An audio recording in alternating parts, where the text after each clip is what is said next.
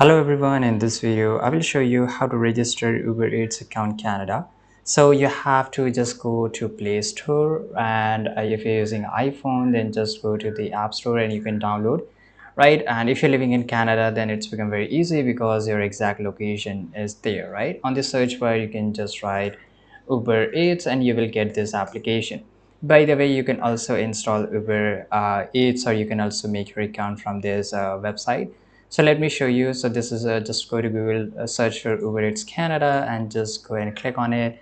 Now here it will ask you to log in and sign up. So let's just go and click on sign up to create our account.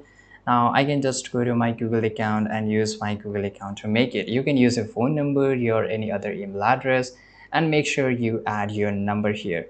So let's say I will just add my number. I cannot show you to you guys. Once you add your number, you have to just go and click on I agree, then click on next. Then they will send you a code to this number and then just go and click on next here. And then you can use your Uber Eats from Canada or wherever the Uber Eats is available on whichever country, right? And you can just buy foods from there. I hope you found this video very useful. Subscribe.